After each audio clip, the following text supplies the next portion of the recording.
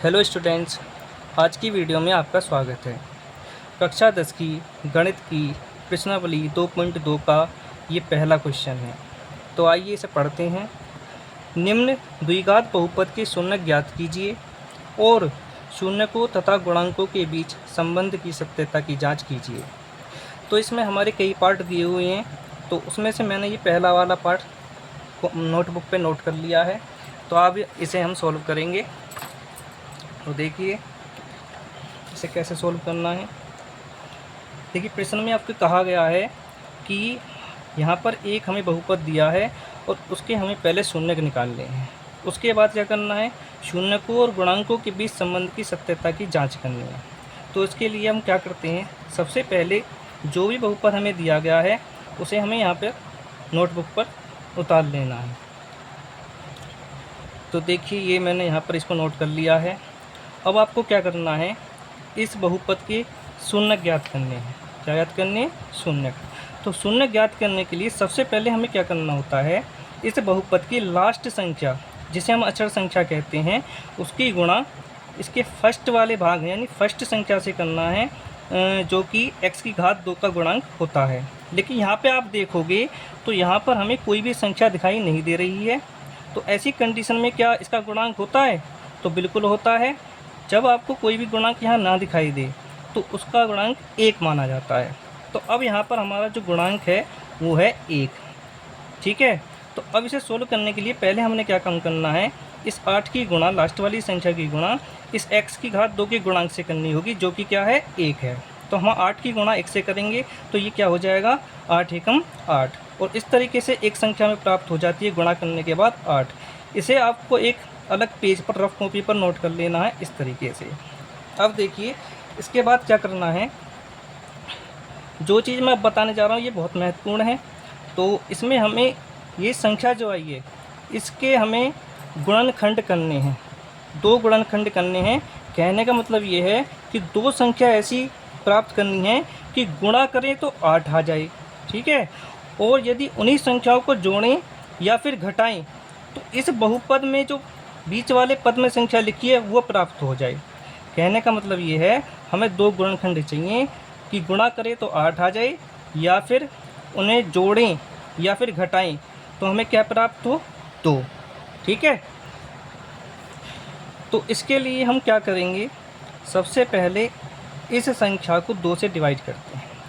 2 से कट जाएगी तो ये हो जाएगा 2, 2 चौके 8। इस तरीके से आपके पास 2 गुणनखंड आ चुके हैं। एक तो 2 है और एक नीचे की साइड दिखाई दे रहा है 4। इन दोनों को आपको एक बार गुणा करके देखनी है। तो गुणा करोगे तो ये 8 आ गया। मैंने बताया भी था गुणा करके 8 आना चाहिए, जोड़कर या घटा करके क्या आना चाहिए, 2। तो यहाँ पर आप देखोगे तो 4 और 2 को जोड़ेंगे तो 6 आता है, 2 तो आता नहीं है। इसलिए अब इसको हम क्या करके देखेंगे, घटा के देखेंगे दोनों संख्याओं को। अब जब घटाते हैं 4 में से 2 तो क्या प्राप्त होता है, हमें 2 प्राप्त हो जाता है। तो इसलिए हम यहाँ पर 4 माइनस 2 लिखेंगे। अब जब हम नेक्स्ट लाइन लिखेंगे तो उसमें 2 के स्थान पर 4 माइनस 2 लिखेंगे, ना कि वहाँ पर 2 लिखेंगे। ठीक है। तो चलिए मैं नेक्स्ट लाइन पर लिख लेता हूँ। तो ये हो जाती है x की पावर 2 माइनस 2 नहीं लिखना है, 2 को मैंने ही बताया लिखना नहीं है, उसके स्थान पर 4 माइनस 2 लिखना है। x तो लिखेंगे, ब्रैकेट बना करके 2 के स्थान पर 4 माइनस 2 आ जाएगा। तो ये हो गया 4 माइनस 2। फिर आगे का जो भाग है -8, इसको ऐसे ही उतार देना है। ठीक है। इसके बाद आपके सामने एक ब्रैकेट दिखाई दे रहा होगा, इस ब्रैकेट को ओपन करना है। तो ब्रैकेट ओपन कैसे करेंगे, तो हमें लिखना है x की पावर 2, ये पद तो ऐसे ही रहेगा। ब्रैकेट ओपन करने के लिए हमें क्या करते हैं, यहाँ पर देखिए इसके बाहर एक माइनस का चिन्ह दिखाई दे रहा है और एक संख्या है। तो इसे जब ओपन करेंगे और माइनस का चिन्ह बाहर जब होता है तो अंदर के जो संख्याएं होती हैं उनके चिन्ह चेंज हो जाते हैं। देखिए 4 का चिन्ह हमारा प्लस है तो ये हमारा माइनस का हो जाएगा। ठीक है। इसके बाद 4 की गुणा x से करेंगे तो ये 4x हो जाएगा। 2 का चिन्ह यहाँ माइनस है, बाहर माइनस की संख्या है, जब माइनस का चिन्ह बाहर होता है तो अंदर के चिन्ह बदल जाते हैं। तो ये वाली संख्या का चिन्ह भी क्या हो जाएगा, चेंज हो जाएगा। और इस तरीके से 2 की गुणा x से करेंगे तो ये 2x हो जाएगा। आगे फिर जो संख्या लिखी है उसे हम ऐसे ही उतार देंगे। ठीक है। इसके बाद आप देखिए अब आपके पास यहाँ पर 4 पद दिखाई दे रहे हैं। इन चारों में से आपको शुरू के 2 लेने हैं और लास्ट के 2 लेने हैं। इन दोनों इन दो पदों में से आपको कॉमन लेना है। तो कॉमन कैसे लेंगे? तो कॉमन में सबसे पहले आपको ये देखना है कि संख्या दोनों पदों में है या नहीं है। तो आप यहाँ देखोगे तो दोनों पदों में संख्या नहीं दिखाई दे रही है, यहाँ 4 तो है पर यहाँ पर संख्या नहीं है। तो इसके बाद हम देखते हैं कि चर में कौन सा है। तो चर देखोगे तो इस वाली पद में भी है और इसमें भी है। तो यहाँ से हम एक चर कॉमन लेंगे, x कॉमन लेंगे, तो क्योंकि दोनों में x है और x की वो भी छोटी घात। तो यहाँ पर पहले हम एक ब्रैकेट बना लेते हैं। तो x की छोटी घात क्या है? ये तो 2 है और यहाँ पर 1 है। तो हमें क्या लेना है यहाँ पर? 1 घात वाला। ठीक है। अब कॉमन लेने के बाद इस कॉमन से हमें इससे भाग करना है। तो जब हम इस वाले पद को भाग करेंगे कॉमन से, तो यहाँ पर देखिए 2 घात थी और हमने जो कॉमन ली है वो 1 घात है। इसमें से 2 में से 1 निकल चुकी है तो हमारी 1 रह जाती है। तो यहाँ बन जाएगा x। अब माइनस, हमने कॉमन 4x में से भी लिया था तो x आया था, x से इसको भी डिवाइड करेंगे तो x से x कट जाएगा तो हमारा क्या हो जाएगा? ये 4 हो जाएगा। क्लियर? आगे क्या करना है? अब हमें ये देखना है कि चिन्ह हमें प्लस का लेना है कॉमन इन दोनों में से या माइनस का। तो इसके लिए मैं आपको बता दूं कि इसके लिए आपको एक तो ये ब्रैकेट का चिन्ह देखना है और लास्ट वाली संख्या का चिन्ह देखना है। यदि ये दोनों चिन्ह सेम हैं तो आपको इनमें से प्लस का कॉमन लेना है, और यदि दोनों के चिन्ह अलग अलग हैं तो आपको माइनस का लेना है। यदि सेम चिन्ह है तो प्लस का और अलग अलग है तो माइनस का। तो यहाँ पर देखो ये भी माइनस और ये भी माइनस, इसलिए हम यहाँ पर प्लस का कॉमन लेंगे। नेक्स्ट पदों में आप देखेंगे दोनों में संख्याएं हैं और ऐसी संख्या आपको ढूंढनी है जो दोनों कट जाएं और वो बड़ी से बड़ी होनी चाहिए। तो वो संख्या है हमारी 2। तो यहाँ से 2 कॉमन आ जाएगा और x दोनों में नहीं है तो x में से कॉमन नहीं लेना है। इसके बाद ब्रैकेट हो जाएगा चालू। अब जो हमने कॉमन लिया है इन दोनों में से इसको भाग करना पड़ेगा।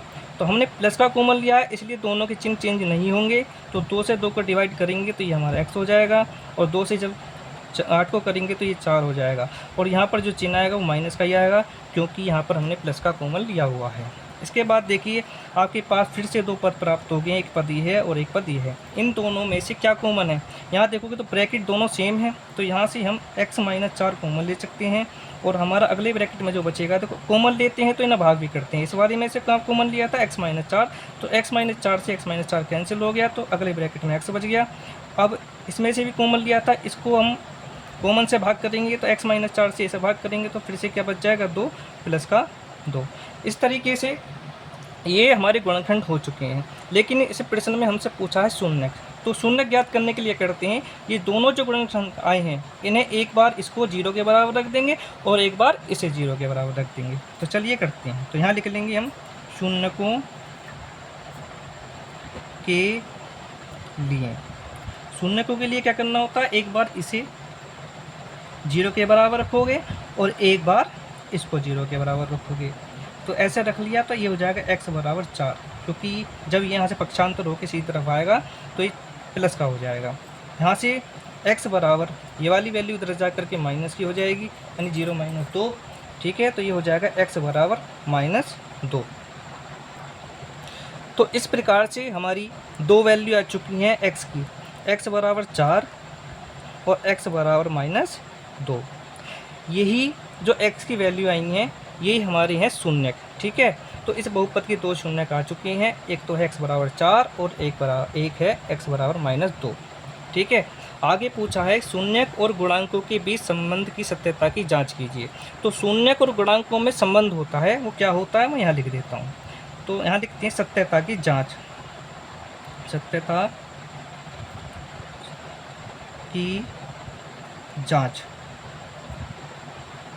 ठीक है, तो शून्यकों में और गुणांकों में संबंध होता है, क्या होता है देखिए, ये होता है alpha plus beta equal to -b/a। पहला संबंध ये होता है, यानी शून्यकों का जो योग होता है वो होता है गुणांकों में -b/a के इक्वल। ठीक है, तो अब यहाँ पर देखिए जो पहला शून्यक है इसे हम मान लेते हैं अल्फ़ा और ये जो है इसे कहते हैं हम बीटा।